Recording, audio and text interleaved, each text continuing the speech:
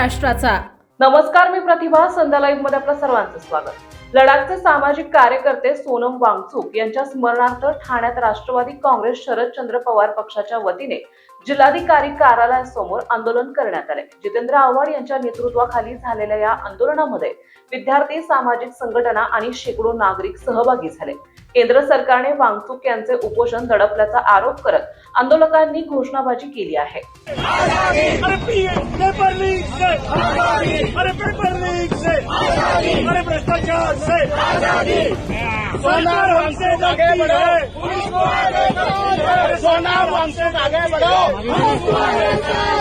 सोनम वांगचुक आगे बढ़ो।